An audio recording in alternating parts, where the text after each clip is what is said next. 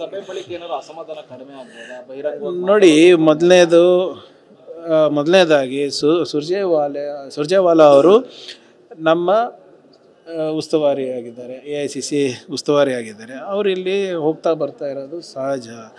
ಭಾಳ ದಿನದಿಂದ ಅವ್ರು ಬಂದಿರಲಿಲ್ಲ. ಸೊ ಅದಕ್ಕೆ ಇವಾಗ ಬಂದಿದ್ದಾರೆ. ಎಲ್ಲ ಶಾಸಕರು ಯಾರ್ಯಾರು ಏನೇನು ಮಾತಾಡಬೇಕು ಅಂತ ಮುಂಚೆ ಕೂಡ ಈ ಪ್ರಕ್ರಿಯೆಗಳು ನಡೆದಿವೆ. ಅದಕ್ಕೆ ಇದರಲ್ಲಿ ಜಾಸ್ತಿ ಅಸಮಾಧಾನ ಇದೆ, ಅದು ಇದೆ ಇದು ಇದೆ ಅಂತ ಏನಿಲ್ಲ.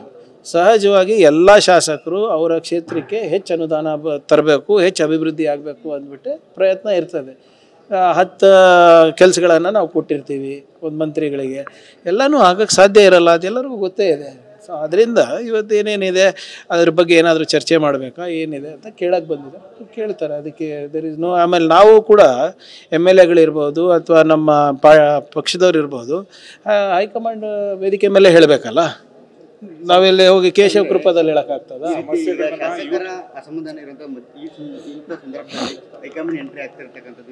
ನೋಡಿ, ಅಸಮಾಧಾನ ಅಂದರೆ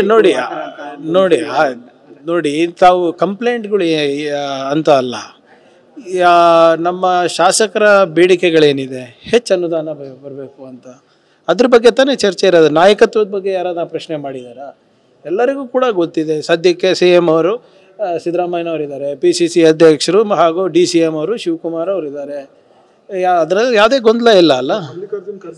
ಬಾಲಕೃಷ್ಣ ಅವರು ಮಾತಾಡಿದ್ದಾರೆ, ಅದು ಖರ್ಗೆ ಸಾಹೇಬರು ಹೇಳಿದ್ದಾರೆ, ರಣದೀಪ್ ಅವರು ಹೇಳಿದ್ದಾರೆ, ಸ್ವತಃ CM ಅವರು ಹೇಳಿದ್ದಾರೆ, DCM ಅವರು ಹೇಳಿದ್ದಾರೆ. ನೀವೇ ಒಪ್ಕೊಳಕ್ ತಯಾರಿಲ್ಲ, ಅದು ಬಂದಿರೋದು ಪ್ರಾಬ್ಲಮ್.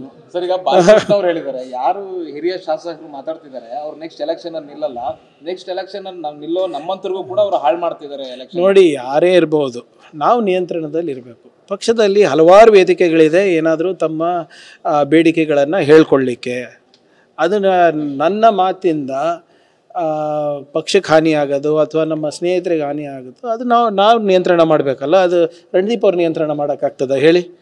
ನನ್ನ ಮಾತುಗಳನ್ನು ನಿಯಂತ್ರಣ ಮಾಡಬೇಕಾಗಿರೋದು ನಾನು. ಅದು ಹೈಕಮಾಂಡ್ ನಿಯಂತ್ರಣ ಮಾಡೋಕ್ಕಾಗಲ್ಲ, ಯಾರು ಮಾಡಲಿಕ್ಕಾಗೋದಿಲ್ಲ. ಅದಕ್ಕೆ ನಮ್ಮ ಕಡೆ ಒಂದು ಗಾದೆ ಇದೆ, ಏನೋದು ತೂತು ಒಲೆ ಕೆಡಿಸ್ತವೆ, ಮಾತು ಮನೆ ಕೆಡಿಸ್ತವೆ ಅಂತ. ಸೊ ಅದರಿಂದ ನಿಯಂತ್ರಣ ಇರ್ಬೋದು, ಏನಿರ್ಬೋದು. ಆಮೇಲೆ ಯಾರು ಚಿಕ್ಕ ಮಕ್ಕಳಲ್ಲ, ಎಲ್ಲ we are all public representatives. 2.5 lakh 3 lakh ಜನರ ಪ್ರತಿನಿಧಿಗಳಾಗಿದ್ದೇವೆ ನಾವು. ಸೊ ಅದರಿಂದ ನಾವೆಲ್ಲರೂ ಎಲ್ಲಿ ಹೇಳಬೇಕು ಅಲ್ಲಿ ಹೇಳಿದ್ರೆ ಆವಾಗ ಆ ಮಾತಿಗೂ ಬೆಲೆ ಇರ್ತದೆ. ಈಗ ನಿಮ್ಮ ಮುಂದೆ ಬಂದು ಮಾತಾಡಿದ್ರೆ ಹೈಕಮಾಂಡ್ ಒಪ್ತದ? ಹೈಕಮಾಂಡ್ ಮುಂದೆ ನಾನು ಹೋಗಿ ಮಾತಾಡಬೇಕು.